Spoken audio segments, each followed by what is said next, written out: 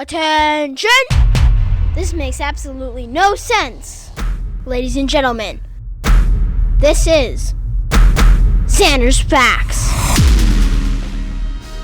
Hello everybody, welcome into the latest edition of the Zander's Facts podcast. I am of course the aforementioned Zander. It is episode 122 of the podcast here on Wednesday, November 1st, 2023. Happy Halloween, y'all, even though it's not Halloween for you. It is for me recording this podcast. I've got my Christian Pulisic jersey. I'm all decked out.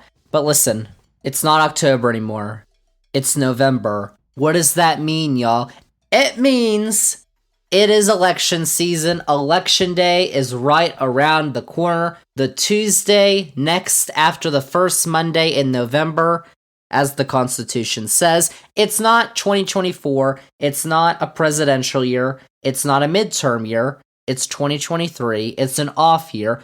But that doesn't mean there's no elections happening. There are some very important races that we are going to break down. Everything you need to know, y'all. It is our Factual 2023 election guide. Everything you need to know about Election Day in 2023 is going to be on this podcast in just a moment, so you're going to want to tune in for that. But before we get to all the facts, just wanted to remind you all that if you like the Zander's Facts podcast, if you think you're going to like all the facts on this week's edition, remember to follow this podcast, download this episode, rate and review the podcast, check us out on all the socials, spread the facts, tell all your friends about the Zander's Facts podcast, and the Zander's Weekend Facts newsletter, which is a recap of the week's top headlines. It comes out every Sunday morning. If you didn't know, it's free to sign up. Check it out in this episode's description, and also check out the Zander's Facts link tree, because that has all the Zander's Facts links that you need, so I don't have to keep running down the list every podcast, because you can go there. How about that? So,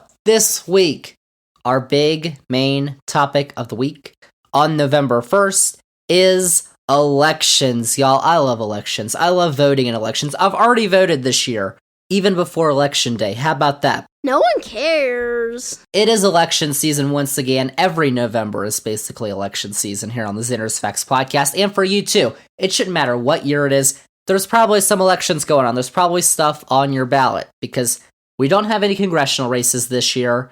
The presidential election isn't until next year.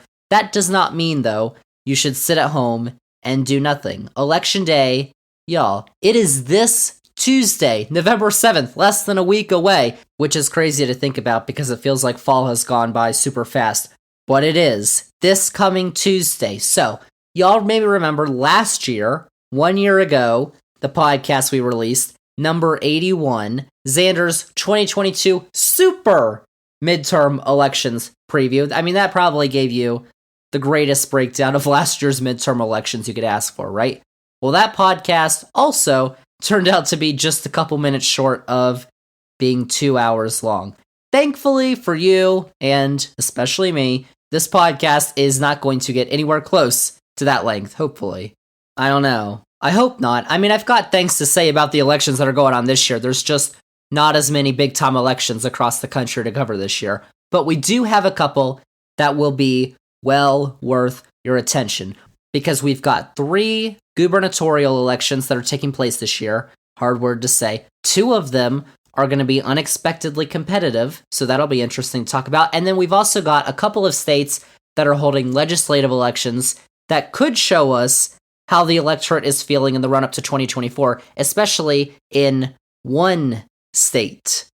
Y'all know which state I'm talking about. We are going to fully dive into Virginia's legislative elections this year, not just because I live in Virginia, but because a lot of people are saying that that could be the ultimate bellwether before we get to 2024. Whether that's true or not, I don't know, but they're still important to take a look at. So we are going to do all that this week, and also we've even got a couple of referendums that we should be keeping our eye on across the country. But also, because it is an off year, there's no midterm elections, there's no presidential elections, because of the number of noteworthy races, polling and analysis is few and far between in many cases, meaning we've got a lot less data to rely on with these races. Remember last year, we were relying on a ton of polls, data, analysis, people, all that stuff. We don't have like a fifth of that probably this year. But you know what?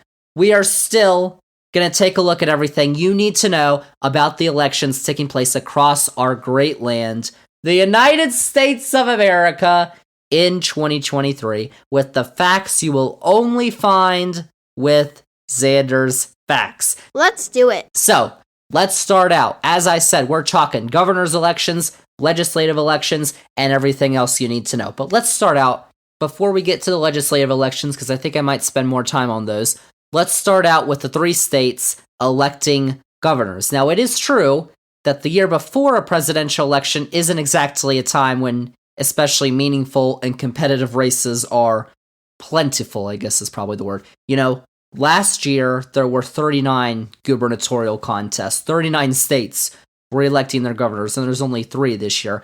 And listen, when I say meaningful, all elections are meaningful in one way or another. You just know that they're not typically meaningful to people who are trying to gauge an overall outlook or what the electorate is feeling right now. We don't have a lot of those this year, but we do have a couple big ones. And of course, if your state is electing a governor, that's a pretty big election you should be keeping your eye on. So 3 states are taking the spotlight this year. Those states are Kentucky, Louisiana, and Mississippi. And you'd probably think, Zander, really, these states, not exactly competitive statewide. I know what you're thinking. But in 2 states, you'd be surprised. But first, let's talk about one election that's actually already happened. I know, we're a little late. Louisiana. Louisiana is a very weird state. They've got parishes instead of counties. They just want to be different. And also the way they conduct elections. So for statewide elections, Louisiana uses kind of a different system. It's a 2-round system instead of the typical primary system that most states use. All candidates for a position, like governor, appear on the same ballot, doesn't matter their party. So, there's no primary for a party to decide who their nominee is going to be. All the candidates who have declared get on the first round of the ballot. And then in this first round, if one candidate wins 50% or more of the vote, they automatically win the election. That's what we know as a jungle primary, which other states also use. California uses this as well, which often in California, because California is a pretty democratic state, oftentimes it leads to, if nobody gets 50%, it's usually, the top 2 candidates advancing to the next round. And usually in California, that's Democrat versus Democrat sometimes.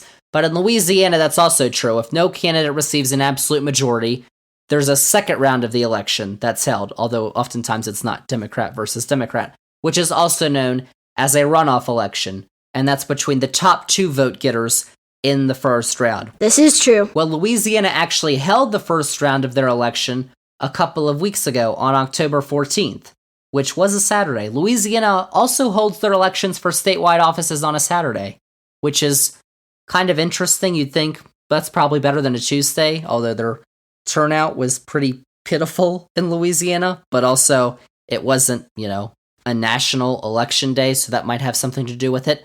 But in the race for governor, the Republican candidate, the main Republican candidate, Jeff Landry, who served as the state's attorney general since 2016, got 51.6% of the overall vote, which means he won the election outright, which is actually a flip for Republicans in a state that voted for Trump in 2020 by almost 19%, because the previous governor, who had been governor since 2016, was a Democrat, John Bel Edwards. Now, Edwards is a very Joe Manchin-style Democrat, I'll just say that. He signed a bill in 2019 that would ban abortions in Louisiana after 6 weeks.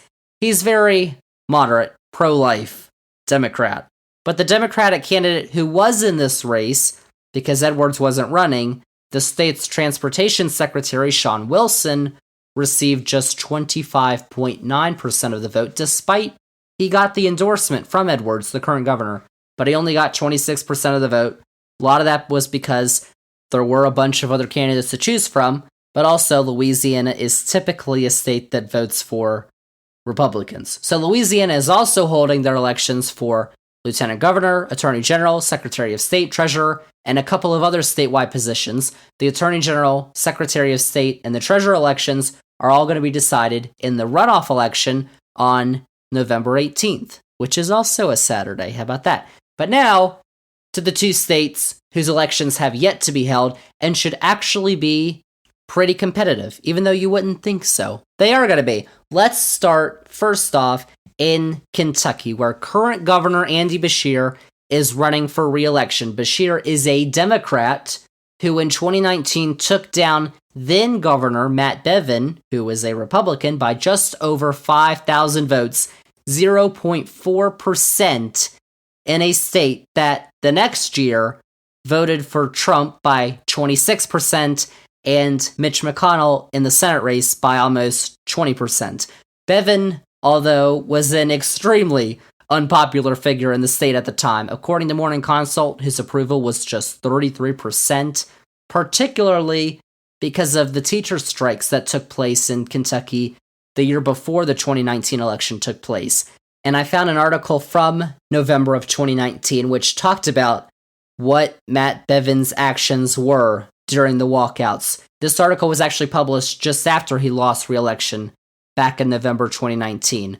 But it says, quote, "During the past 2 years, Bevin has continued to insult teachers. In April 2018, he accused teachers of leaving children vulnerable to sexual assault and drug use during the state walkout.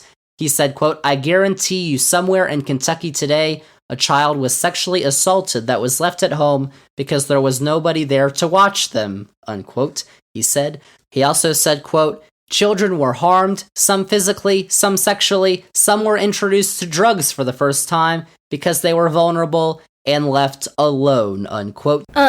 So, obviously, Beshear taking the complete opposite position on the strikes helped him out immensely, along with the fact that he was actually the state's attorney general while Bevin was in office, and there were other reasons, too, why Bevin was unpopular, and Beshear challenged him while he was attorney general, and his father, Steve Beshear, was also a Democratic governor of the state, a pretty popular governor of the state from 2007 to 2015.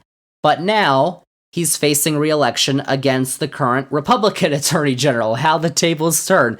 Because back in 2019, you had the incumbent Republican governor facing the current Democratic attorney general of the state, and now it's flipped. You have the incumbent Democratic governor facing the current Republican attorney general, and that man is Daniel Cameron. Cameron is the state's first black attorney general, and actually the first Republican who has held the office since 1943, which is pretty crazy to think about because when you think about Kentucky, you think Republican, but a Republican hadn't held the attorney general's seat in the state from the 1940s until 2019. True. Now, Cameron was also previously a law clerk, and he served as legal counsel to Senator Mitch McConnell, Mr. Turtle, from 2015 to 2017. While he was attorney general, though, you probably remember this, back in 2020, Cameron sparked widespread protests after his office did not charge the two officers who shot and killed Breonna Taylor in her home in Louisville back in 2020.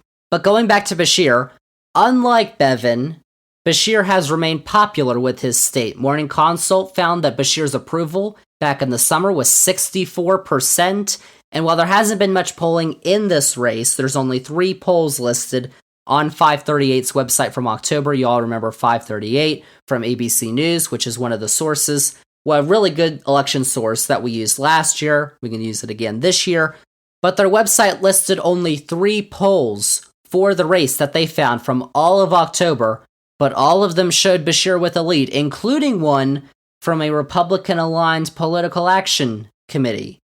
But both the Cook Political Report and Sabato's Crystal Ball from Larry Sabato at the University of Virginia Center for Politics, again, 2 of probably the best election rating sources out there that we also used last year for our 2022 previews, they rate this race as lean Democrat. But it should be a close race, as expected, when you've got a popular Democratic governor in an overall Republican state.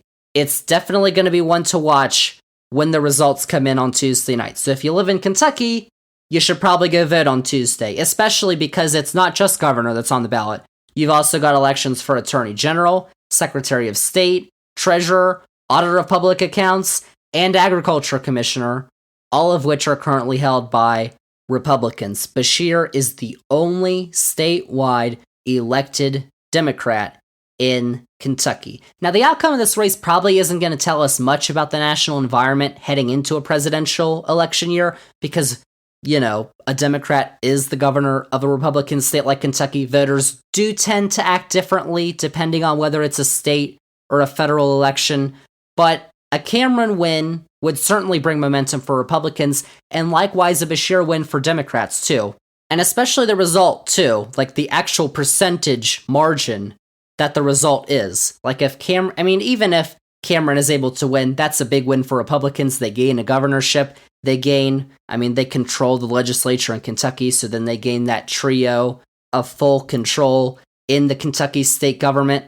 But also, if Cameron wins by, a couple points, a healthy margin, that's a good sign for Democrats. But if Beshear kind of runs away with it, 5, 10 points even if he wins, then that's really good for Democrats too. So, the overall outcome may not tell us very much about the overall national electorate, but the result, the actual percentage, it may. So that'll be one to tune in for on Tuesday night. And then the other state that we've got holding a gubernatorial election this year is Mississippi. And again, you're probably saying, Zander, Mississippi, really competitive. And normally I'd agree with you because elections in Mississippi aren't particularly interesting normally. But this year's governor's race actually might be a little different. Mississippi has not voted for the Democratic nominee for president since 1976, Jimmy Carter, but they actually had never elected a Republican as governor until 1992. It's a fact.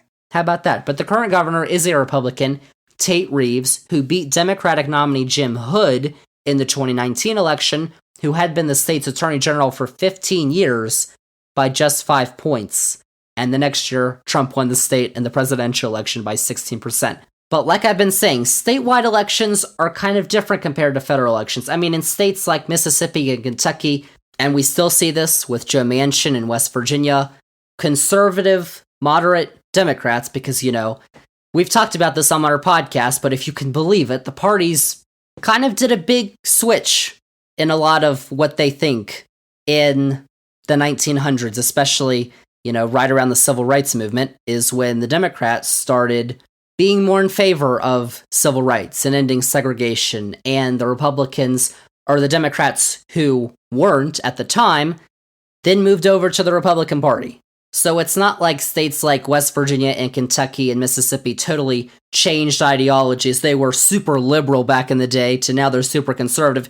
They were always really conservative, but it used to be Democrats were a lot more conservative, and now the Republicans are really the conservative right-wing party.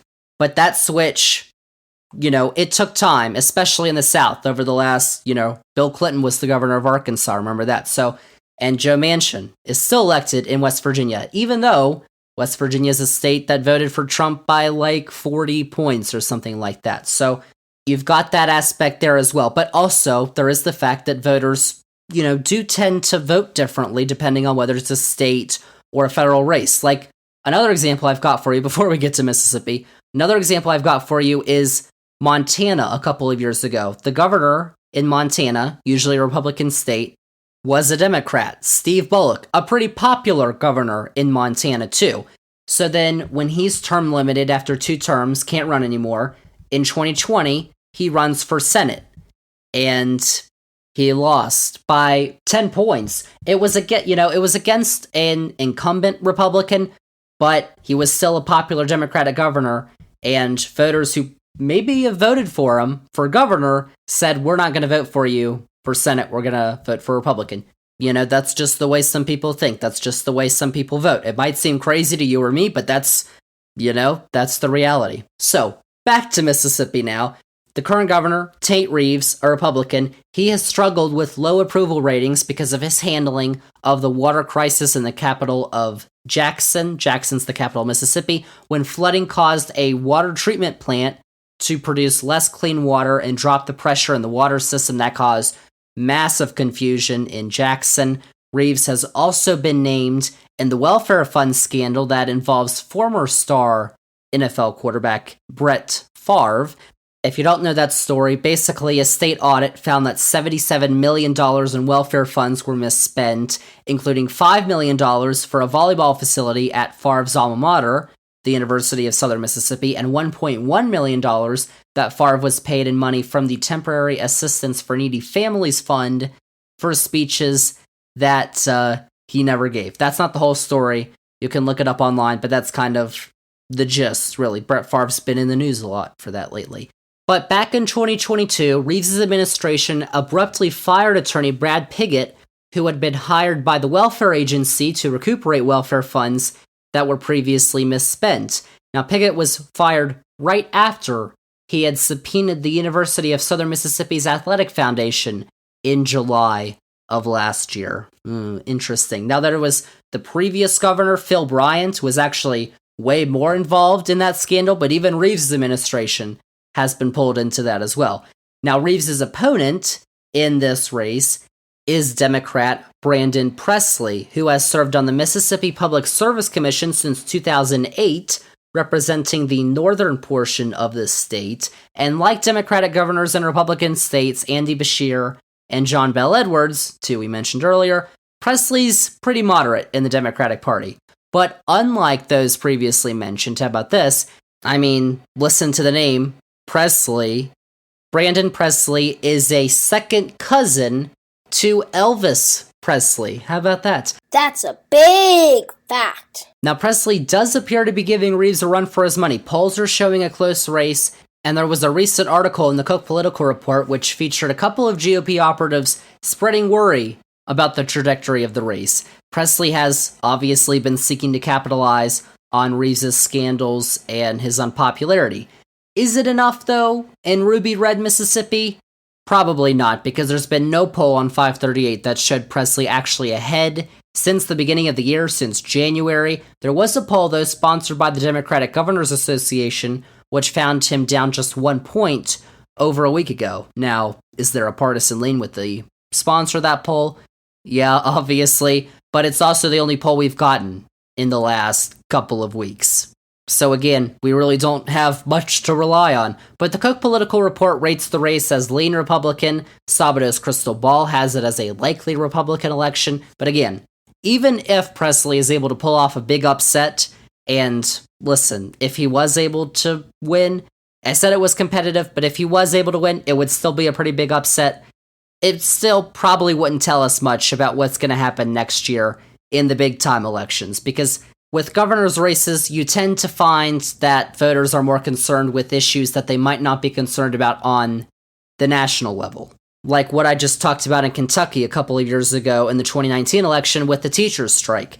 In Mississippi, they've got things that they're dealing with that other states aren't, and also their governor is very unpopular. So all of that you have to factor in as well. But Reeves is still probably the favorite to win at this point. But if the results do come in close on Tuesday night, it could be one to watch. And if you're in Mississippi, you should obviously go vote, because it's not just governor that's having the election. There's a number of statewide offices, including lieutenant governor, secretary of state, and attorney general, that are going to be on the ballot on Tuesday. And just in case you were curious, Republicans actually currently hold 27 of the governorships across the country compared to 23 for the Democrats. So those are the three gubernatorial elections that are happening or have happened this year. Now let's talk about some legislative elections. And I know that if you don't live in one of these 4 states, there's 4 states electing their state legislatures this year. It might get kind of boring. But there's one state that many are saying could be a bellwether for next year, and it is the state I love talking about the most. And y'all know what that state is. And we will get to that, not state, Commonwealth in just a minute. But there are 4 states in total that are electing their state legislatures this year. 2 of the states we've already mentioned, 2 we have yet to discuss. The 2 we have previously mentioned are Louisiana and Mississippi. I'll go over them briefly. All 144 seats in the Louisiana state legislature were up for election this year, 39 in the Senate and 105 in the House of Representatives. And like I mentioned earlier, just like the statewide elections, Louisiana uses the same 2-round system for state legislature elections as well, which means many of those elections have already been decided, but in districts where there will be a runoff, it is going to take place on the same day as the other runoffs on Saturday, November 18th. But both houses in the legislature are expected to remain firmly in Republican hands. And then there's Mississippi. All 174 seats in the Mississippi legislature are up for grabs this year. There's 52 in the Senate and 122 in the House of Representatives, but both chambers are expected to stay in control by Republicans, and all of those elections are taking place on Tuesday, unless you're voting early, which you could obviously, I've done it. I would promote voting early, so you could obviously do that too. Of course, we're a week away from the election, so maybe at this point, if you're registered, vote on election day, if you can. Obviously, you should. But there was one other state we mentioned earlier, Kentucky. If you're interested, Kentucky does not hold legislative elections this year. They hold legislative elections in even-numbered years, like 2024 is when they'll hold their next elections. But now we're going to spend some time. I think this is the most I'm going to have to talk about any one state. We're going to spend some time on a couple of off-year election darlings. We've got New Jersey, and then we've got Virginia. But let's start with New Jersey, because both chambers in the New Jersey legislature are expected to be controlled by Democrats, as they were previously. All 120 seats are up for election, 40 in the Senate, 80 in the General Assembly, with Democrats currently holding a 10-seat majority in the Senate and a 12-seat advantage in the General Assembly, the lower house. Democrats are expected to continue to have their majorities in that pretty blue state. But here's the big one that I want to talk about. Here we go! Y'all, we are talking about the great Commonwealth of Virginia. Not just because I live here, obviously, but it is my home. I love my old Virginia. But because also, they're likely to be probably the best indicator of where the national mood is 1 year away from the presidential election. Like, listen, to be honest, y'all, if you're freaking out about presidential polls 1 year away from the election, get a life. I'm sorry. Rude! But if we went off of polls of a presidential election the year before the presidential election happened, Donald Trump wouldn't have been president in 2016. Mitt Romney would have been president in 2012. Like, listen, don't freak out. Don't put any attention to them, okay? They're basically just there so that cable news has something to talk about. Like, it really doesn't matter what they say. And the Virginia elections, what happens in the governor's election, listen, what happened in the governor's election in 2021 didn't necessarily translate to what happened nationwide, even in Virginia in 2022. So even to say that Virginia's elections this year are going to be the best indicator of where the national mood is 1 year away from the presidential election, you know, they may be the best indicator because we don't have a lot of very good indicators right now. But that doesn't mean you shouldn't pay attention to them, especially if you live in Virginia, because these elections are going to have some massive consequences if you are a resident of the Commonwealth of Virginia. So let's talk about these elections. Virginia and its off-year elections. They make sure we're voting for important things every single year. And this year is absolutely no different. Up for grabs are all 140 seats in the General Assembly, and control for both chambers, unlike the three previous states I mentioned, is going to be tight. Because as you all well know, Virginia currently has a Republican governor, Mr. Glenjamin, as we refer to him on this podcast, Glenn Youngkin, that's his full name, who hasn't been able to get a majority of his agenda passed because the state Senate is currently controlled by Democrats. Democrats currently hold 22 of the 40 seats in the upper chamber and can only lose one in order to remain in control, because in the event of a tie, the lieutenant governor serves as the presiding officer of the Senate and is that tie-breaking vote, and the lieutenant governor is a Republican, Winsome Sears. So Republicans only need 20 seats, or half, to have a functioning majority. Democrats need 21. They have 22 right now, so they can only lose one. But let's take a look at the map. I know this is a podcast, but in your head, imagine a map of Virginia, or even better, if you're able, if you're not driving or distracted, I don't want to distract you, but if you're able, pull up a map of Virginia, or even better, a map of Virginia's state Senate districts. Because I'm about to tell y'all the races that I'm going to be watching most closely on Tuesday night. Now, 5:38 from ABC News, as we've said, very, not always accurate, but a very good source of election information. They have done us the great service of analyzing these races in this off-year election. They actually have an article which is titled, Virginia's Legislative Contests May Be the Most Important Races in 2023. So they've helped us out there. And there's also VPAP, which is the Virginia Public Access Project. That's another great resource for elections and government information in Virginia. They do great work as well. Shout out to them. Because, as I mentioned earlier, this is an off-year election. It's an odd-numbered year.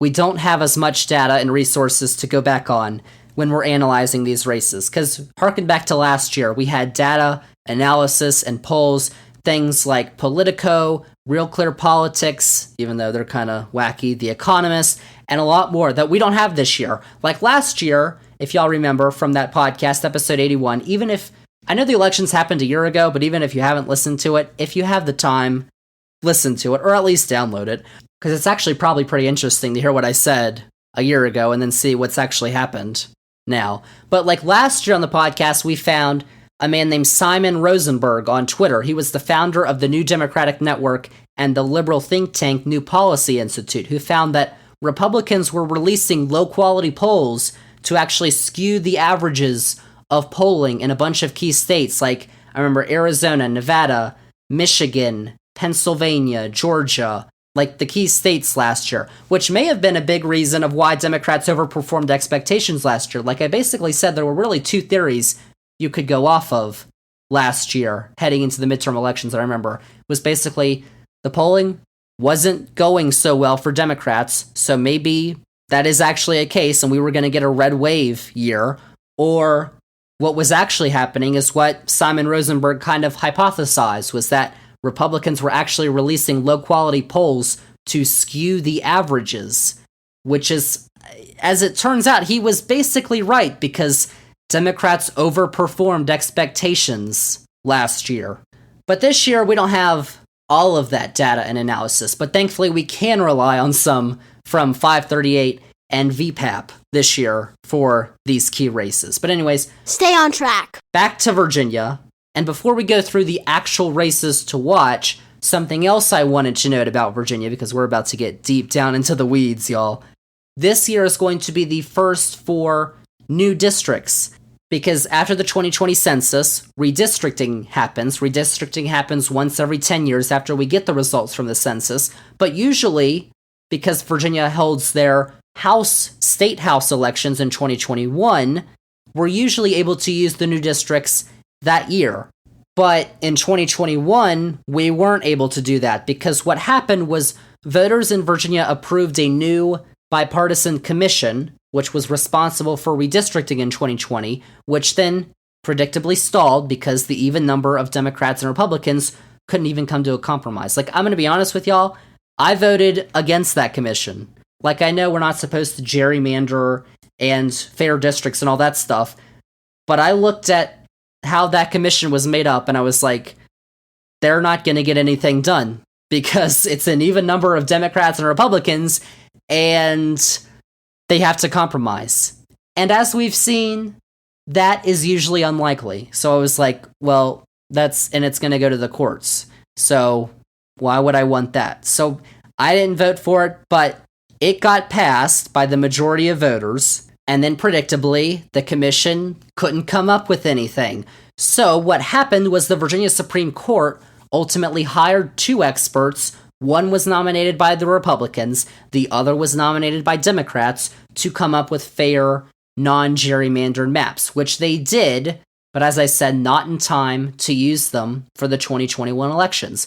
But one interesting thing these new maps did was they basically didn't even factor incumbents into these districts. Like usually, when legislatures draw districts, they like to help out incumbents, obviously, But the people who drew these maps didn't do that. They started from scratch and they basically threw out incumbents and said, these are the maps. So you had some districts that had multiple incumbents, even from the same party sometimes, and then you had some districts that had no incumbents whatsoever.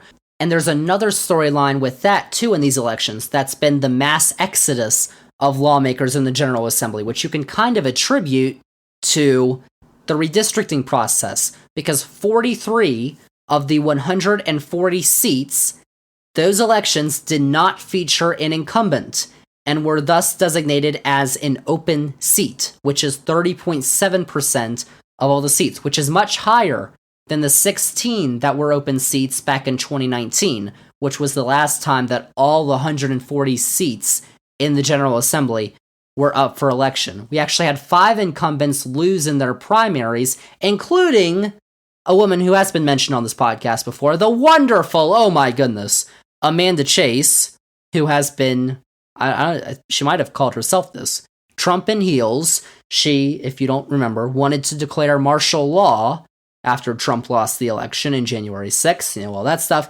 Well, she lost. Bye-bye. And then there's 28 other incumbents who announced that they would either be running for a seat in a different body or they'd be retiring altogether. That includes both party leaders in the Senate, Democrat Dick Saslaw and Republican Tommy Norment. So both parties are going to have new leadership in the state Senate next year. And also former House Speaker Democrat Eileen Filler-Corn, who was actually running for the U.S. House seat, one of them up in Northern Virginia next year.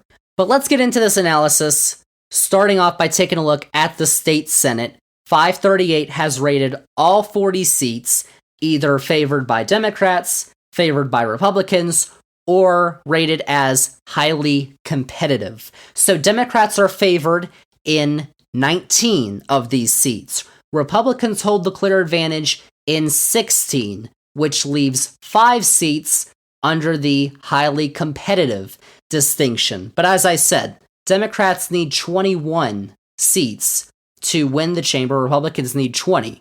So Democrats need to win at least 2 of those 5 in order to remain in control. And since they currently hold 22 seats, they can only lose 1.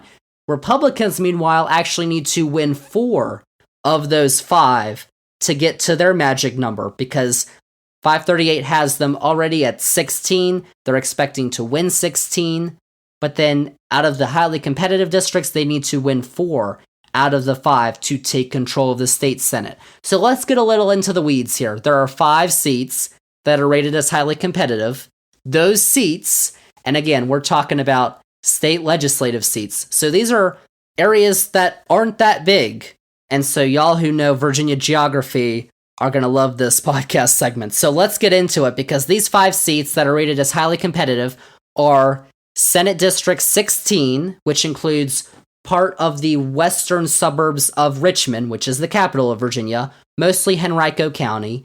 Senate District 17 includes parts of Southside Virginia and the Hampton Roads, which again is Norfolk, Virginia Beach, Hampton, Newport News, Portsmouth. But this Senate District 17 includes parts of Portsmouth and Suffolk. Senate District 24, which also includes parts of Hampton Roads, including Williamsburg and parts of Newport News. Senate District 27, which is in the Fredericksburg area. If you don't know, that's about halfway between Richmond and D.C. on Interstate 95. And then there's also Senate District 31, which is in Northern Virginia and includes parts of Loudoun and Fauquier counties, which are west of D.C. So those are the 5 districts that I'm going to be watching the most on Tuesday night for their returns, because these are the districts that could decide control of the chamber. If you say so. Now in 2021, Youngkin and Republicans won 4 of these districts, except the only one they didn't win was Senate District 16, which was that Henrico County, Western Richmond suburbs district. But all 5 of them in 2022 voted for Democrats, but they only won Senate District 17, which was the Hampton Roads, and Senate District 24, which was the Williamsburg area, by 1 point. And they only won Senate District 27, which was the Fredericksburg area, by 2 points. And so obviously those are going to be close. Now VPAP's definitions only include 4 of these districts being competitive. Senate District 16, the one that I said Republicans didn't win in 2021, is rated by them as lean Democrat. So basically, if Republicans win Senate District 16, they've probably won the Senate. But it'll likely probably stay in Democratic hands. It voted for Democrats by 10 points last year. Now that means that Republicans cannot lose any of the remaining 4 competitive seats. If Democrats win just one of Senate District 17, 24, 27, and 31, they remain in control of the chamber, and a split government in Virginia remains because the Republicans' election isn't until 2025, so the Republicans going to stay in the governor's mansion. But thankfully, we also have some additional information to go off of, because the final campaign finance reports for every campaign before the election, final campaign finance reports before the election came out on Tuesday, just in time for this podcast, y'all. And when I talk about VPAP being a good source, VPAP is the one who got all these numbers and then put them in this nice chart for us. So again, VPAP for the win. That's nice. But let's take a look at the latest campaign finance numbers for these, well, I guess I'll do these 4 really competitive districts. So in Senate District 17, again, that's parts of Southside Virginia and Hampton Roads, and includes parts of Portsmouth and Suffolk. The Democrat candidate, Clint Jenkins, raised about $1.82 million. That's compared to $791,000 for the Republican candidate, Emily Brewer. So Jenkins outraised Brewer by just over $200,000 in that race. Then in Senate District 24, we've got the Republican candidate, Danny Diggs, who outraised Democrat Monty Mason by about $40,000. Diggs raised about $1.827 million. Mason raised about $1.787 million. So they're right neck and neck there in Senate District 24. In 27, that's again the Fredericksburg area seat. The Democrat, Joel Griffin, actually outraised the Republican, Tara Durant, by just over $400,000. Griffin raised $2.1 million compared to Durant's $1.69 million. And then in Senate District 31, the Democrat, Russet Perry, actually outraised the Republican, Juan Pablo Segura. Perry raised about $2.67 million. Segura raised about $2.14 million. So Perry outraised Segura by about $500,000. That is the most expensive legislative race in the state this year. That kind of money in Virginia state government, like for state legislature elections in Virginia, is absolutely wild. But again, they're spending a lot of that money in the DC media market. So if they want to buy ads and stuff, it's all very expensive. Now, listen, having more money than somebody definitely doesn't mean, they're going to be the winner in the race. But, it's interesting to see how much money each candidate's raising. And obviously, it's good info to have. But overall, in the Senate, because Democrats don't have to win as many competitive seats, they definitely have the advantage as of now to retain control of the chamber. But there's also something interesting I wanted to look at before we move on to the State House, because there was a special election earlier this year that I wanted to take a look at, because Senate District 7, Republican Jen Kiggins resigned her seat because she ran for Congress and won. So she opened up a special election in that seat that took place in January. And that seat is the Virginia Beach area, down in Tidewater, Hampton Roads area.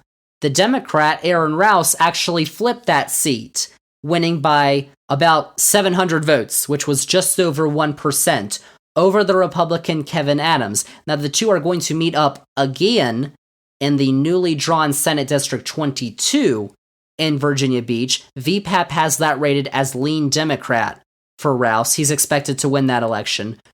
But listen, could that special election earlier this year have been a foreshadow towards next week's elections, possibly? Democrats have been doing really well in a lot of special elections, not just in Virginia, but across the country. Could those tell us something about what we're going to see on Tuesday? Maybe, maybe not. We just have to wait and see until the results come in on Tuesday. Fact! But now let's move over to the other half of the Virginia General Assembly, the lower chamber the House of Delegates. Senate has 40 seats, House of Delegates has 100. Republicans currently hold a slim majority, 52 to 48.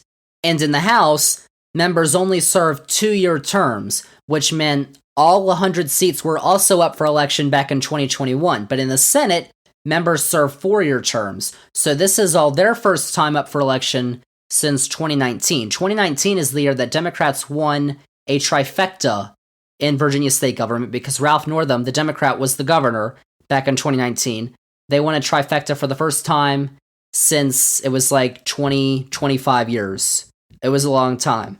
And then that was broken because of the 2021 elections. But back to this year, 538 rates 48 of these races in 2023 as favored for the Democrats, 44 are favored for the Republicans, and 8 districts are in the highly competitive distinction. And since the House has 100 seats instead of 40 for the Senate, these districts are much smaller. There's only about 86,000 people per district in the House compared to about 215,000, give or take a few thousand or so, for each Senate district. So these House districts are smaller. Too many facts. So there's 8 highly competitive districts. These are, let's get into the weeds again, y'all. House District 21, which is in Northern Virginia, includes parts of Prince William County. House District 22, which is right next to it, also includes parts of Prince William County in Northern Virginia. House District 30, which is also in Northern Virginia, and includes parts of Fauquier and Loudoun counties. House District 57, which is part of the Western Richmond suburbs, parts of Goochland and Henrico counties. House District 65, which includes Fredericksburg. House District 82, which includes Petersburg, which is south of Richmond, just a little bit on Interstate 95.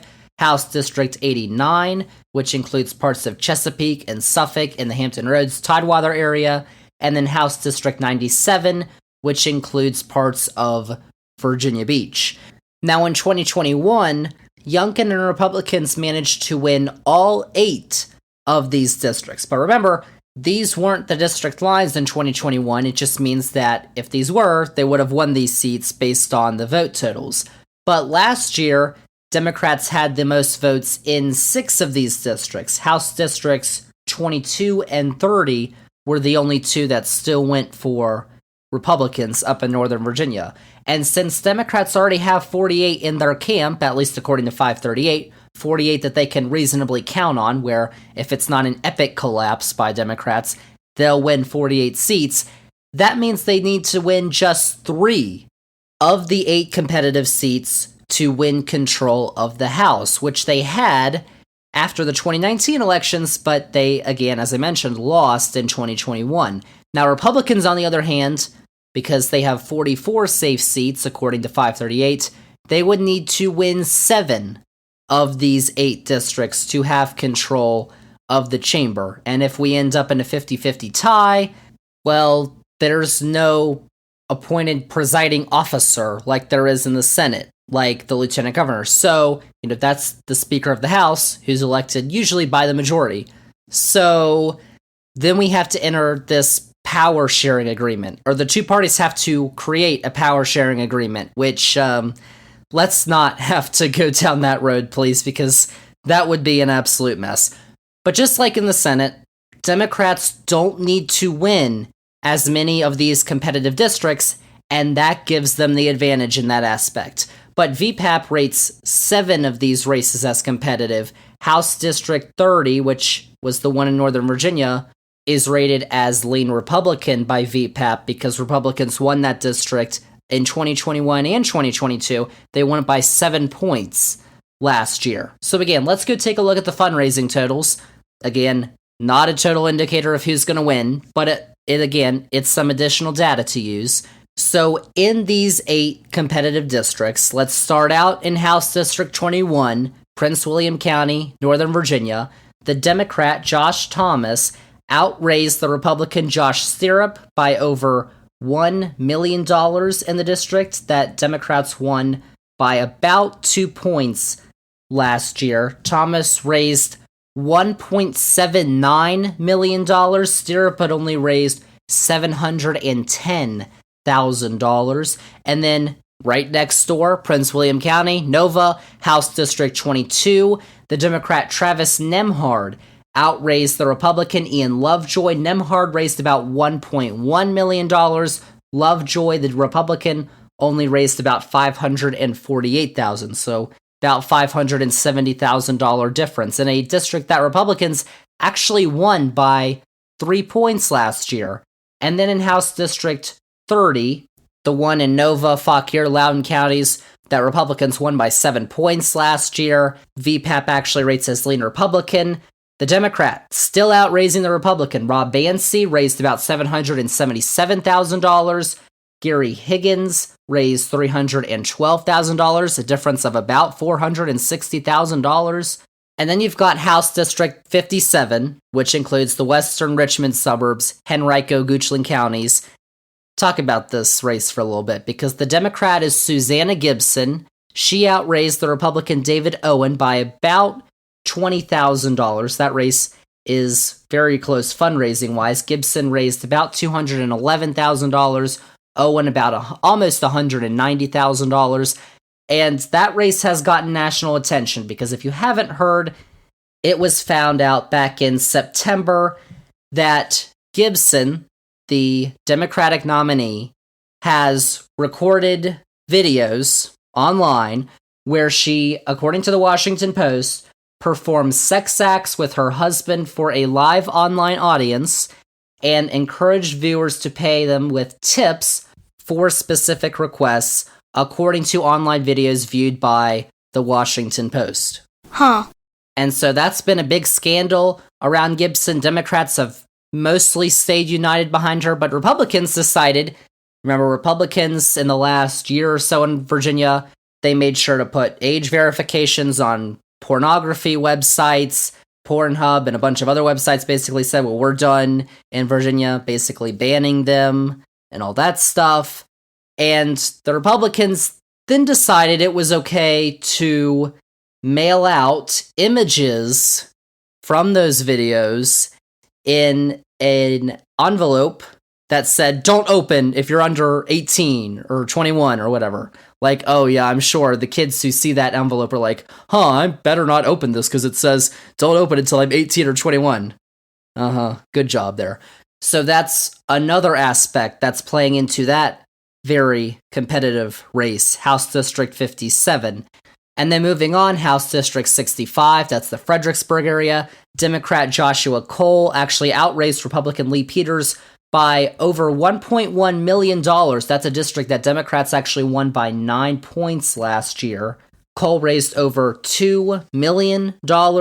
Peters raised just a bit over $900,000 in the fundraising cycle. Also, House District 82, again, the Petersburg area.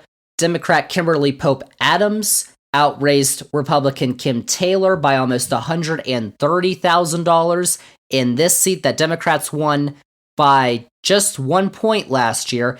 Adams raised just over $1 million. Kim Taylor rose $906,000 in the fundraising cycle. And then in the final two, House District 89 in the Hampton Roads area. Then that district, Karen Jenkins, the Democrat, actually outraised the Republican Baxter Ennis by just over $370,000 in a district that Democrats won again by just 1 point last year. And the Republicans actually won by 7.5 points 2 years ago. Jenkins raised $977,000. Ennis only raised about $605,000. And then finally, in House District 97, which is in Virginia Beach, Democrat Michael Feggins outraised Republican Karen Greenhalgh by over $500,000 in a district that Democrats won by 5 points last year. Feggins raised about $1.45 million. Greenhalgh raised about $945,000. So again, fundraising data, not the best predictor of a winner. But listen, there is a clear trend because in the most competitive districts, Democrats are raising the most money. In the 13 races that 538 is labeling as highly competitive, Democrats have outraised their Republican opponents in 12 of those. This is a fact. That might tell you something. So Democrats don't have to win as many of the competitive seats to win the chamber, and they had the most votes in 6 of the 8 last year. So again, you'd probably peg them as slight favorites in that aspect. So that's, a little inside politics talk, really getting into the weeds. But before we move on, let's talk about the things that are defining this race in Virginia. Because again, as I said, statewide elections tend to have their own issues that voters decide on. Story time! And so you probably remember back in 2021 when Republicans swept into power with Mr. Glenjamin, the current governor, taking down former Democratic Governor Terry McAuliffe.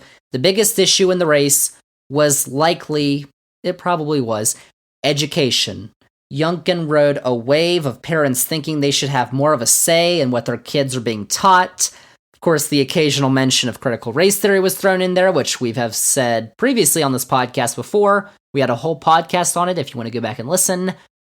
Critical race theory is not and has not been taught in public grade schools, and if you say it is, you're lying because it's not true. It also helped him, Glenjamin, that his opponent said parents shouldn't have a say in what their kids are taught, which didn't matter if he was right or wrong.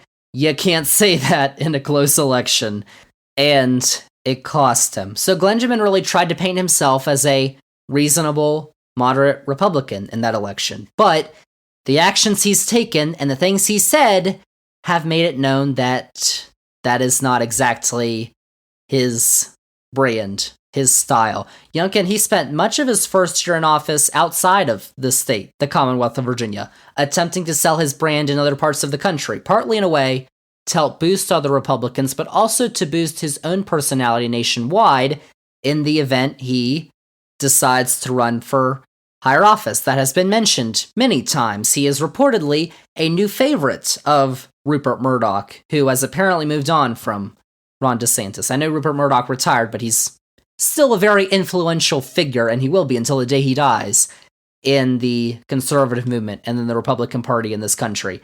Like in the run-up to the midterm elections in 2022, Youngkin campaigned with people like Carrie Lake in Arizona. Carrie Lake is one of the most known 2020 election deniers. I still don't think she's conceded defeat in the 2022 governor's election in Arizona, which she lost to the Democrat Katie Hobbs. He's campaigned with others who have denied the results of the 2020 presidential election because how could Donnie Boy lose? Like Michigan's Republican governor nominee Tudor Dixon, who also lost, by the way. But in Virginia, Youngkin's administration, as I said, hasn't been able to pass much of his agenda due to the split control of the General Assembly, but what they have done, without legislative approval, is roll back the rights of transgender students in Virginia schools. The administration bans teachers and school staff from referring to kids by anything other than their pronouns that they were assigned at birth, which Youngkin's administration said was, quote, reaffirming the rights of parents to determine how their children will be raised and educated, unquote. But it seems like you're actually taking away people's rights. Like, I'm just putting this out there, but a fetus apparently has more rights than a school child in this instance, But of course, the parents, or not even really parents sometimes, who seem to really be advocating and interested in what bathroom school children are using. Remember, we talked about Moms for Liberty on a podcast and how a lot of those people aren't even parents of school children. But a lot of these people seem to have been duped by fake Facebook outrage, like litter boxes being in classrooms for kids who identify as cats. Of course, that turned out to be false. Even a Fox News anchor, though, said in August of this year that parents of Northern Virginia schools were telling her that there were litter boxes in the classrooms of schools because children were identifying as cats. Where I live in the Washington area, I have a lot of Northern Virginia moms who have kids in school who have told me that there are schools who are now having to put litter boxes in for kids who identify as cats. That is not true. She was debunked many times. And even, I just have to bring this up, former NFL coach and current NBC football commentator Tony Dungy a well-known advocate of the LGBTQ plus community, I don't think so. promoted the hoax on Twitter this year, but had to delete the tweet and apologize because he was made aware that the information was incorrect. That may not seem relevant, but I did have to put a dig in Tony Dungy there because he tries to portray himself as a very good Christian human being, but I don't know about that. Anyways, you might remember last year also that there was a tip line that Youngkin's office set up so concerned parents could report when schools were teaching critical race theory to their kids. You probably remember this. You might hearken back to it now that I mentioned it, because it turned out to be a pretty epic failure. It was used to do many other things other than report critical race theory. So it seems like really this mantra of parents' rights that Youngkin keeps emphasizing really only applies to parents who want to keep their kids from learning things like diversity and inclusiveness. Oh my gosh, the horror. How could you? Terrible. It really seems like parents' rights only concerns the rights of those parents, because those parents appear to be the ones who are taking action and forcing their worldview onto everybody. Like, listen, I get the emails that Youngkin's official governor's office sends out, and I made sure to save one of them that came from August 15th of this year, because sometimes he likes to, like I got the emails from the previous governor's office too, Governor Northam, and he didn't really do this, promoting articles in newspapers and online journals or whatever that talked about him.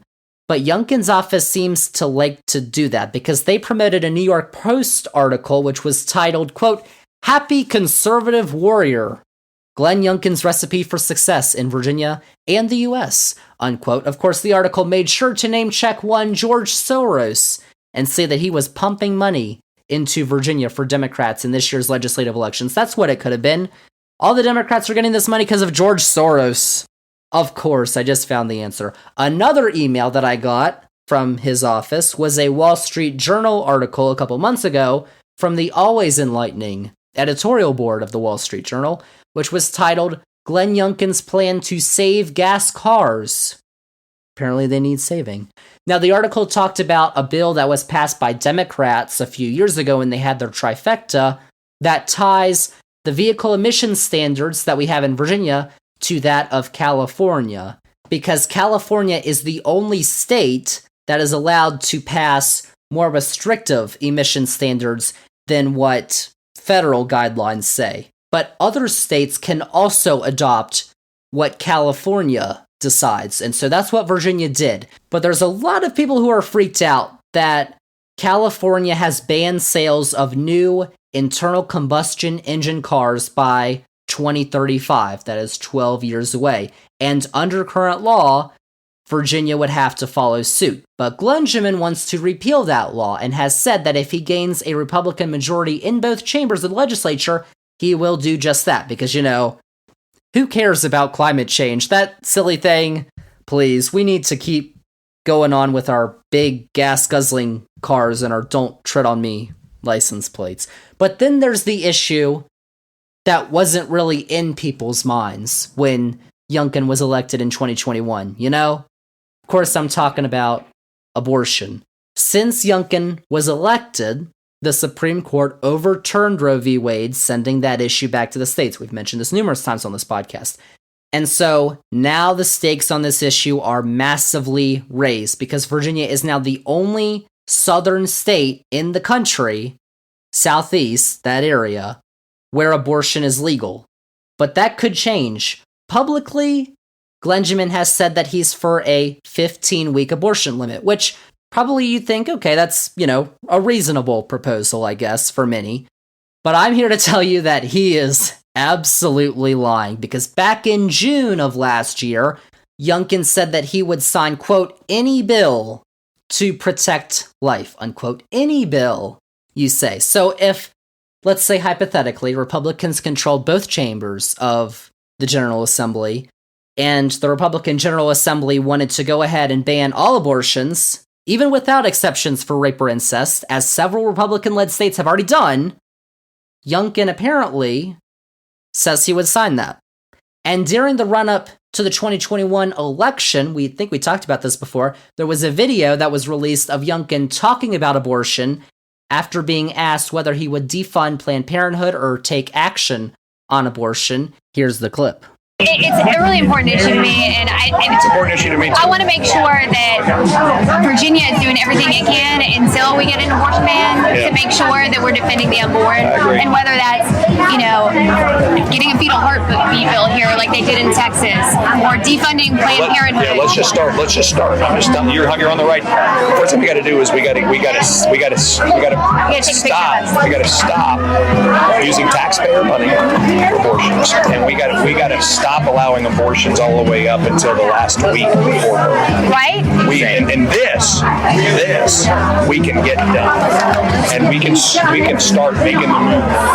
And the amazing thing is that a majority of Virginians vastly agree with taking back ground that was taken away from us. And this is why it's interesting. While the abortion issue is one that I am staunchly, unabashedly pro-life. And the abortion issue is an issue that the Democrats use to divide us. And in fact, there is such common ground for us to say, wait a minute, where this crazy governor and the governor before him have taken Virginia is so out of bounds. Let's start the walk back. Can we defend Planned Parenthood? Do we take did it to the abortionists though? Yeah, I'm going to be really honest with you. The short answer is, in this campaign, I can't. When I'm governor and I have a majority in the House, we can start going on offense. But as a campaign topic, sadly, that in fact won't win my independent votes that I have to get. So you'll never hear me support Planned Parenthood. What you'll hear me talk about is actually taking back the radical abortion policies that Virginians don't want. And in fact, they're the radicals. So here's one of the key lines for that. He said, quote, "I'm going to be really honest with you. The short answer is in this campaign, I can't. When I'm governor and I have a majority in the House, we can start going on offense. But as a campaign topic, sadly, that in fact won't win my independent votes that I have to get," unquote. So y'all, the man is not an idiot. He's a very smart politician. The man knows that advocating for a ban on abortion would not win in the Commonwealth of Virginia, and that Republicans would lose by larger margins than they possibly will on Tuesday. That's why he's publicly asking for a compromise. But privately, that video was not taken where Youngkin thought he was being recorded. He thought that was a private conversation. Privately, he's open to anything. Of course, if an abortion ban is passed in Virginia, Republicans will probably get wiped out in 2025 elections. So you do you, because y'all know Biden won the state by 10 points in 2020. The last Republican to win it in the presidential race was George Bush in 2004. The last time that Republicans won a statewide election before Youngkin was elected in 2021 was 2009. Like, Virginia is a purple state, but it's a pretty blue purple state. And if they did go ahead and ban abortion, they would, that'd be very bad for everybody, but also particularly for them in the next elections. But remember, y'all, that the rights of people to control what you can do with your bodies is on the ballot in Virginia this year, just like it's been in a lot of other states in the past year, 2 years. That's why I say to always look at if there's something on the ballot every single year where you live, because even in an off year, the implication of these Virginia elections are enormous. Like I've said before, here's my view. You can believe that abortion is a horrible thing morally, and you would never do that personally. But in an issue where the science is not clear-cut, it's often murky, and where you aren't just talking about the fetus being involved, but the person birthing it as well, your personal or potentially religious-affiliated views probably shouldn't decide what policy becomes for everyone. This is not a theocracy, it is a democracy. If you want to live in a theocracy, you can move to Iran, because that is somewhere where religion is the defining feature of the government. But you wouldn't want to live in Iran, though, because it sucks. But in states where abortion has been banned, also, it can become a lot harder for women not just to get abortion care, but basic pregnancy care. Take Idaho, for example, because OBGYNs have been fleeing the state in the aftermath of Idaho's complete abortion ban that they passed last year. There's at least one hospital that has closed in the state because of it. So not even abortion care, basic care for pregnant women is becoming harder to find in these states because they just got rid of abortions. That's what happens when you implement these policies. It doesn't only affect the people who just want to get abortions, it affects everyone who becomes pregnant, and then everybody in their life who that affects as well. And there's no question that this could happen in Virginia if an abortion ban is passed. There was this story that I saw earlier this year in NPR from Oklahoma, where a pregnant woman with a non-viable fetus, that fetus when it came out was not going to be alive, was told to wait in the parking lot until she got sicker because doctors said they, quote, can't touch you unless you are crashing in front of us, unquote. Y'all know the medical term crashing. It means, things aren't right. I'll just say that. Just goes to show you that this anti-abortion movement, it's not pro-life, it's pro-birth, because if they were pro-life, they would care about the women who are having to carry these fetuses to term. But these policies don't seem to care about both parties in this matter, you know? So there's that whole big issue. This election is going to decide on Tuesday whether abortion remains legal in Virginia or not. And then there's something we're just learning about in the last few days. Almost 3,400 qualified voters were mistakenly, I'm using in quotes, removed from the state's voter rolls. This problem was actually first reported back in September, and the Youngkin administration basically was like, yeah, whatever. They didn't think it was a big deal when it was estimated that only about 270 voters had been removed. But now, just a week before the election, it turns out it was a much bigger deal, that over 3,000 voters, qualified voters, were removed from the state's voter rolls. Why? Apparently it was just some silly mistake. Oh my gosh, things are going so well with Team Glenjamin. They're doing things, apparently they're just right on track. So there's all that. But listen, it's no secret that if Republicans win control of both chambers in the General Assembly, Virginia is going to shift far to the right. If that happens, Glenjamin is going to be ramming his agenda through, and you know what that means. He is going to be gearing up for a bid for president.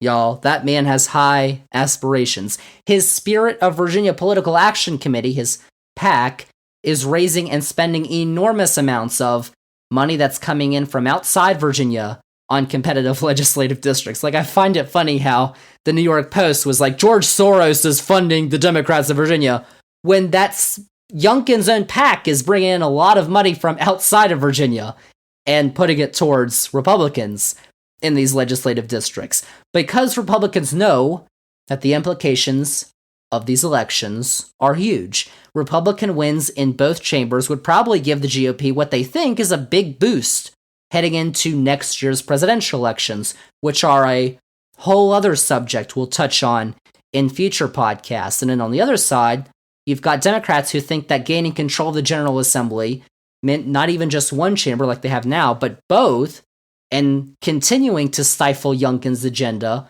will be massive for them as well, heading into some consequential national contests in 2024. And that may happen.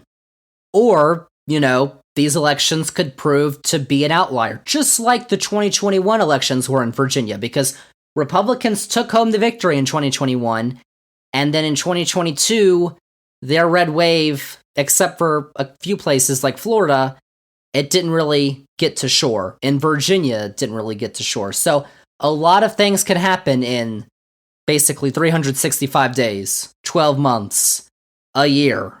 But, either ways, even if you live in Virginia or not, you should be paying attention to the results of these elections on Tuesday night. These are definitely the most consequential elections we're going to have in 2023. And if you live in Virginia, make sure you have a plan to vote if you haven't already. If you're going to vote on election day, or if you've already voted, that's awesome. Like me, because I've already early voted. Sent my ballot in, mailed it up. It's already been received. I'm ready to go. Glenjamin didn't fail me that time. Thankfully, I wasn't removed from the voter rolls. These are facts. But before we wrap up this podcast, I just wanted to talk about some other notable things to be watching, because it's not just the Virginia legislative elections. It's not just New Jersey, not just Louisiana, Mississippi, and Kentucky. There's a couple states that are also holding some statewide referendums on a number of issues, including Texas and Maine. But the one big one to watch is in Ohio, because back in August, you might have heard about this, voters actually rejected a measure that would have required any future amendments to be voted on in a statewide referendum to get 60% of the vote in order to be approved, instead of a simple 50% majority. Now, why was this voted on, you ask? Because next week, Ohio voters are going to be voting on 2 referendums related to marijuana and abortion. One referendum will codify the right to an abortion in the state constitution if it is approved, and the other would legalize the recreational use of marijuana. And because that measure in August failed, 57% voted against it, those are only going to require a simple majority to pass. And we've seen abortion referendums in typically Republican states like Kansas do extremely well for abortion rights groups in the last year and a half since Roe v. Wade was overturned. So it's going to be interesting to see how the referendums do in a state that Trump won by 8 points a couple years ago. You've also got, as I mentioned, Texas. They're holding several statewide referendums on proposed amendments to the state constitution. So even though there's not, the big legislative or statewide elections in Texas, you've still got important stuff on your ballot.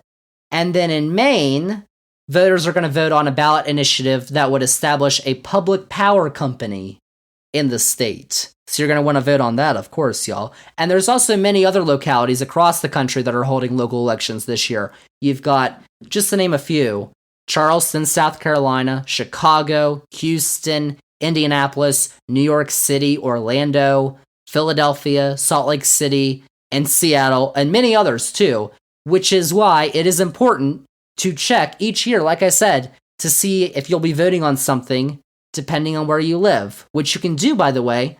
The links I've shared in this episode's description, I'll mention those again in just a minute. But we've already had many other elections as well this year. You've probably heard about the very consequential Wisconsin Supreme Court election that happened back in the spring. The Democratic-aligned candidate won by 10 points. And then the Republicans in the legislature said, well, maybe we want to impeach you.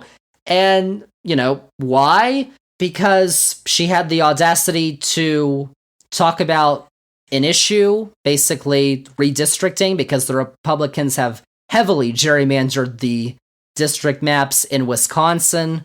And because that Democratic-aligned candidate won the Wisconsin election, because in some states, this is weird to me in Virginia because we don't elect our Supreme Court, but in some states like Wisconsin, they do have elections for their judges and justices for their Supreme Court. But because that Democratic-aligned candidate won that race, Democrats, or I guess you could say more liberals, have the majority now in the Wisconsin Supreme Court. If that case against those district maps in Wisconsin gets to that court, they're likely to overturn those maps, so it's not a Republican gerrymander anymore.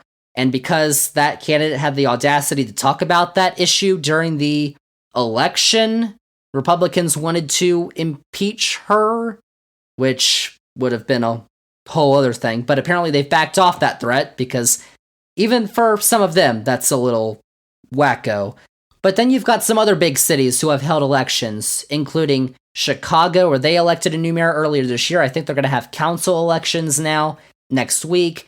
And in Dallas, Texas, which is actually interesting because the mayor, Eric Johnson, was a Democrat. He ran unopposed, won re-election, and then he switched from the Democratic to the Republican Party. And Texas is a Republican state, but Dallas is not a very Republican city. So that's very interesting. And then in Jacksonville, Florida, Democrats flipped the mayoral seat with new Mayor Donna Deegan. Jacksonville was previously the largest city in the country with a Republican mayor. And also, for elections that are going on right now, where Election Day is this Tuesday, November 7th, I've found that there's elections going on in Arizona, Arkansas, California, Colorado, Connecticut, Florida, Georgia, Iowa, Idaho, Indiana, Kansas, Massachusetts, Maine, Michigan, Minnesota, Missouri, North Carolina, New Hampshire, New Mexico, New York, Ohio, Oregon, Pennsylvania, Rhode Island, South Carolina, Texas, Utah, Washington State, and Wyoming. Are you done? And that's probably not even it. Like, y'all, these elections are absolutely important, too, if you live in these areas that are having local elections, because local government, I mean, federal government always gets, the most attention, but local government is it's the level of government that affects you the most, personally, So, even though we're in an off year, the year before the presidential election is typically the quietest, but you never know what's going to be on the ballot where you live, which is always why you should make sure you've got a plan to vote no matter the year. Let's all go vote, y'all. We should just do a podcast where we're all voting. I don't know how that would work, but voting is very important. So, you know what? There you have it, y'all. The ultimate factual breakdown of this year's elections taking place across the country. Yeah, there's no congressional elections. There's no presidential elections. Actually, there is one congressional election, a special election in Utah's 2nd congressional district between the Republican Celeste Malloy and the Democrat Kathleen Reeby. Although that seat, it's a special election, a Republican held it before. Republican is expected to comfortably win in that special election as well this year. So there is one. But other than that, there's no congressional elections. But there are plenty of other important elections depending on where you reside, especially in Virginia, as I mentioned earlier. Like, I don't know, I'll see. But I know all that stuff I gave about Virginia, it's just, over audio in your ears or on YouTube. So it might be a little hard to decipher. So I'm going to see if I can try and put something out in the next few days on our Zander's Facts social media pages as a guide to watching the results for these Virginia General Assembly elections on Tuesday night. I don't know. I'm not saying I will. I'm going to try. Quit whining. We'll see how it goes. I don't know. But just keep an eye on our Zander's Facts social media pages. Instagram, Twitter, I don't care what it's called now. Threads, Facebook, TikTok, all those. Check out Zander's Facts and make sure to follow too. And to conclude this podcast, I just wanted to reiterate something that I said at the end of last year's elections preview podcast, because I just wanted to remind everyone for the final time this year on the podcast to vote, because as citizens of what I think is the greatest country on earth, the United States of America, the right to vote and to express our opinion is just that. It's not a privilege, it's a right. There are many countries on this planet where that right is non-existent, and there are actively people working in this country to make sure the USA becomes one of those. But in this election, and all the elections that you can, express your right, express your voice, and the way you do that is you vote. It is one of the greatest things about being an American. Never forget that. Like, especially if you're thinking about skipping out this year, especially this year, when it may not seem as big. Oh, the president's not on the ballot. Oh, my senator or my House of Representative isn't on the ballot. Especially this year. No matter whether it's for president, Congress, governor, state legislature, your local city, county, town, district, parish, whatever elections, your vote matters. Like, especially in Virginia, we are going to see some seats go down to tens, hundreds of votes. Just a few votes are going to determine the outcomes of the Virginia legislative elections, which is why it is so important to vote. And I also like to remind everyone how you can vote, because remember, you have to be a U.S. citizen, you have to be 18 years or older on election day, and you have to meet your own state's registration requirements. Now, in some states, you can still register to vote up until and even on Election Day. You can vote with an absentee ballot by mail, although because we're this close to Election Day, that's probably not really an option anymore if you haven't done that.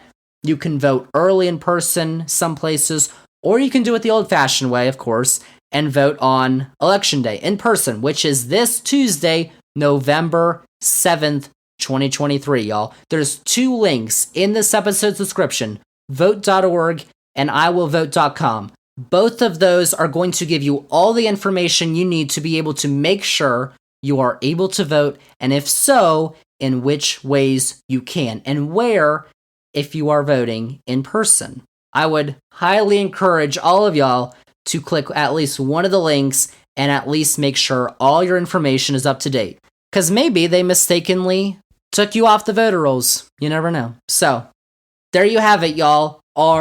Listen, one of the best podcasts I love doing all year. Our Factual 2023 election guide. There it is. Those are all the facts I have for y'all this week on the Zander's Facts podcast. Thank you all so much for listening. And remember that if you liked all the facts that we had on this week's podcast, remember to follow this podcast, download this episode, rate and review.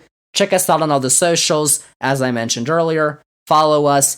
And also spread the facts. Tell all your friends about the podcast, the newsletter, Zander's Weekend Facts, our Zander's Facts channel on YouTube, because all our new episodes, including this one, get posted to YouTube with a nice background you can watch. There's QR codes you can scan for all of our other Zander's Facts stuff while you're watching. I love our YouTube videos. Go check that out. Go subscribe. Go watch, like, do all that stuff. And also check out the Zander's Facts link tree, which has all the Zander's Facts links that you need. All that stuff is all linked in this episode's description, episode 122. Y'all, thank you all so much for listening. That was a lot of facts. And so next week, I think I mentioned this earlier, but next week we are not doing a new episode of the Zander's Facts podcast. I know, y'all. But listen, Tuesday night I'm going to be a little busy, okay? That is Election Day.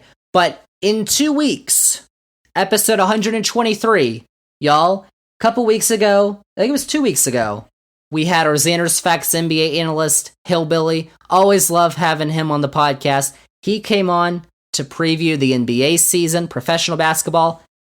2 weeks, we are previewing another form of basketball we love on this podcast, college basketball, y'all. And listen, I know college basketball actually starts this coming Monday, the day before Election Day. So by the time we do our season preview, we're going to be a week and a half into the season. Thankfully, the biggest matchups of the year tend to be later in the year, so we're not going to miss too much. But just a little disclaimer there that our season preview is actually going to be coming in the second week of the season. But still, we're going to have all the facts you need to know about college basketball, whether UConn is going to repeat as national champs. I mean, listen, y'all, for 2 years in a row, I picked the national champion correctly in my March Madness bracket.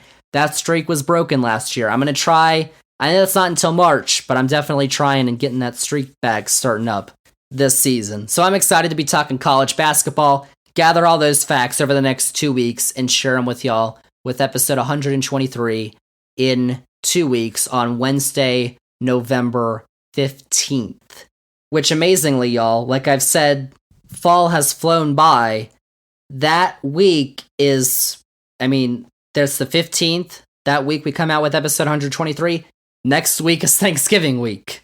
Like, it's kind of insane. But we are going to have a Zander's Facts flashback next week, replaying an old podcast, which I know you're all going to love because sometimes we forget facts, and that's okay, but we get reminded with our occasional Zander's Facts flashbacks, which we're going to have another one of those next week. So also make sure to tune in, download that. But that is it. That is a wrap, y'all, on episode 122 of the Zander's Facts podcast. Thank you all so much for listening to all the election facts we had, and we'll see y'all with episode 123 in 2 weeks. Electrocution.